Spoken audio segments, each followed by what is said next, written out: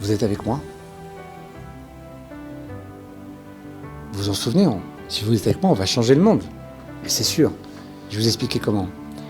On a développé de façon très large la notion des 6 tzadikim qui correspondent aux 3 premiers à l'aube du monde. Adam, Noach, Avraham, les premières parachiotes, et puis Yosef, Moshe, David qui ont quitté ce monde d'un Mincha de Shabbat. Le fameux titre 4a, ces versets que l'on dit après la prière de Mincha. Chacun de ces versets correspond à ce qu'on appelle Siduk Hadin, la justesse du jugement de Dieu lorsque Dieu a donné, Dieu a repris. Yosef, Moshe et David ont quitté ce monde au moment de Mincha Shabbat, la prière de l'après-midi. Ces 6 tzadikim, on l'a dit, ils ne sont pas seulement 6, ils sont un peu plus, ils ont 7 avec Yaakov et ils sont 8 avec Yitzhak. Et on va comprendre pourquoi. Parce que si on rajoute le nombre de ces 8 tzadikim-là, et en hébreu, les lettres sont des chiffres, eh bien la lettre qui correspond à 8 est la lettre Chet. Si je rajoute la lettre Chet au mot Sim, qui est le premier mot, eh bien j'obtiens le mot Mashiach.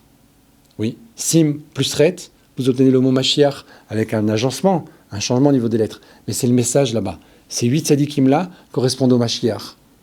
Tous.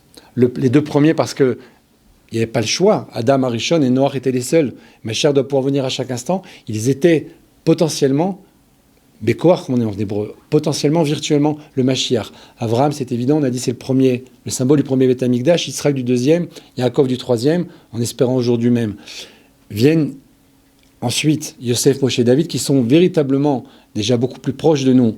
Le niveau de Goël de libérateur, puisque l'un correspond, est le père du Mashiach ben Yosef, l'autre du Mashiach ben David, et le 3e, Moshe Rabbeinu, est ce qu'on appelle le premier libérateur et le dernier libérateur. Les sages nous enseignent que tout Mashiach qui doit se dévoiler à chaque époque, jusqu'à cet instant même, a ce qu'on appelle en lui une prina de Moshe Rabbeinu. Il a un niveau, une étincelle de Moshe Rabbeinu en lui, parce que Moshe est l'inventeur, entre guillemets, de la Géoula. Le premier exil, c'est l'exil d'Égypte. Le premier libérateur, c'est Moshe. Le dernier, c'est notre exil. Et le libérateur, le dernier, sera aussi, quelque part, Moshe Rabbeinu lui-même.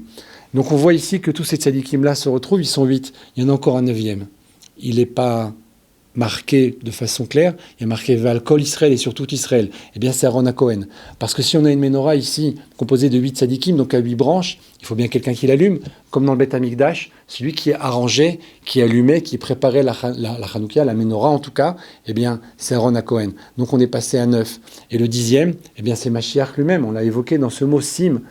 Si je rajoute la lettre Chet, j'obtiens Mashiach. Donc on a ici 6 tzadikim, qui sont Yosef, Moshe, David, Adam, Noach et Avraham. On en a un 7e qui est Yaakov avec le mot Rachamim. On en a un 8e avec Alenu qui est Yitzhak. Valkol Israël, c'est Aaron. On en a 9. Et le 10e, eh bien, comme les sages nous le disent à Syrie et Kodesh, le 10e est saint. Le 10e est Kadosh, il est sanctifié. C'est le Mashiach lui-même, parce qu'il correspond à tous ces sages-là, tous ces tzadikim-là en même temps. Et lui va les représenter, va les compléter, va les dévoiler. Et il est le 10e, c'est ce mot Sim, justement ce fameux Sim qu'on a évoqué en disant Veyasem lecha shalom, dans la bracha des Kohanim, la bénédiction des Kohanim, elle se termine avec Je placerai sur toi la paix. Lorsqu'on a dit la bracha des fils, Yisimcha Elokim Kefrem Echem Naché, on avait dit aussi que là, on évoque le mot de Sim, encore placé sur toi, je placerai sur toi. Dans Sim Shalom, dans Yisimcha, tous ces mots-là ont la même étymologie. Pourquoi ? Parce que justement, ces thèmes-là, ces mots-là, évoquent le fait que Dieu va placer sur nous la paix, va placer sur nous la réparation, la Géoula. C'est pour ça qu'ils sont tous dans ces brachot-là, de façon allusionnée, mais ils se retrouvent tous. Si vous prenez la Birkat Kohanim, ils sont marqués là-bas aussi. On avait dit, dans la première bracha, on avait Adam et Noach. Dans la deuxième, on avait Moshe et Yosef. Dans la troisième, Moshe et Noach, Yosef et Avraham ensemble, Adam, David, Moshe, Noach et Yosef et Avraham, on en a 6. Mais la bracha, comment elle se termine ? Vesamou et Shimi al Bnei Israël, je placerai mon nom. Encore une fois, Vesamou, le même verbe de sim, de placer, mon nom sur les Bnei Israël. Qui sont les Bnei Israël ? Les fils de Yaakov. Yaakov s'appelle Israël. Mais si je rajoute que je placerai mon nom sur eux, eh bien j'évoque ici, j'allusionne ici la notion de Yitzhak Avinu. On a donc ici, encore une fois, nos 8 tzadikim, même dans la Birkat Kohanim.